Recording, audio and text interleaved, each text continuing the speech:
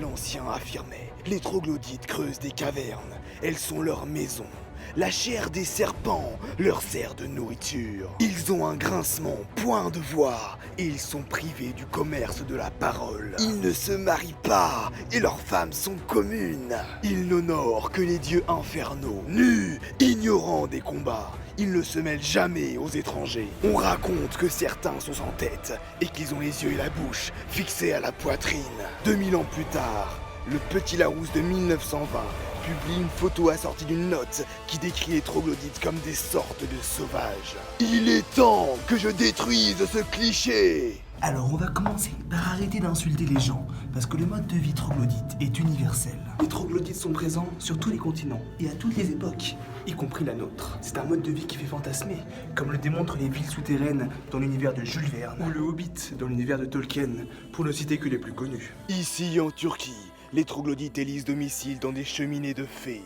Les quoi? Il y a très longtemps, un volcan a craché des pierres sur une surface friable. Toute cette terre s'est érodée. Seules des colonnes protégées par les pierres du volcan ont survécu.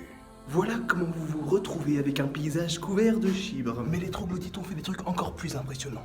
Ils ont construit des villes allant jusqu'à 8 étages. Et c'est dans une de ces villes que je tourne cette vidéo. Ces villes ont été creusées en 1500 avant Jésus-Christ par les Hittites.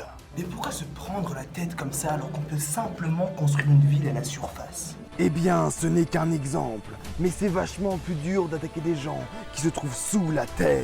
Surtout quand une citadelle est construite sur l'entrée de leur terrier. Ainsi, ces villes souterraines vont servir de refuge. Par exemple, L'armée chrétienne persécutée par les Romains, ou aux Byzantins attaqués par les Turcs. est-ce que vous connaissez la Cappadoce? C'est la région où se trouvent ces habitats troglodytes. Il faut comprendre que c'est une zone stratégique. Elle est située entre les plus grandes et importantes zones commerciales de l'époque. L'Égypte, l'Inde, la Chine et Rome. Nombreux ont été les peuples qui ont tenté de s'en emparer. La glace naturelle et la neige compactée ont été pendant des siècles un excellent moyen de conservation des aliments. Cette neige était préservée dans les cavités naturelles, grottes ou habitats troglodytes. Elle faisait largement l'affaire jusqu'à l'arrivée de la glace artificielle. Et aujourd'hui alors, à quoi ça sert? Y a plus trop d'attaques et ça fait un bail qu'on a des frigos. Pourquoi ces gens ils vont encore dans des grottes? Chaque année, la Cappadoce est visitée par 3 millions de touristes. Malgré les plans de protection du patrimoine, les installations sont chaotiques. Des hôtels énormes sont construits. Ils défigurent le paysage de Cappadoce. Le tourisme est un facteur indispensable à la sauvegarde du patrimoine.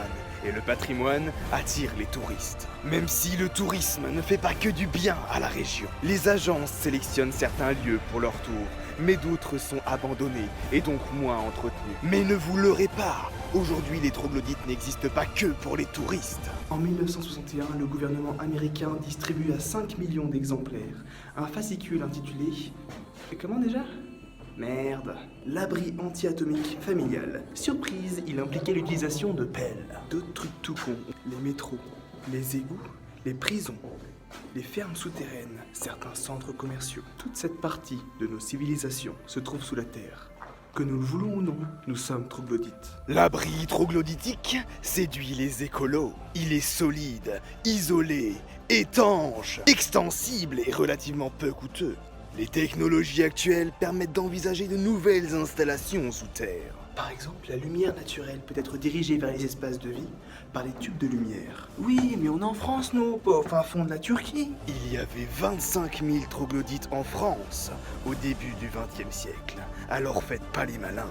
Voilà, n'hésitez pas à vous abonner, mettre un pouce bleu, partager cette vidéo parce que à chaque fois que je poste une vidéo, je perds des abonnés. Attention, ça va tomber. Ah!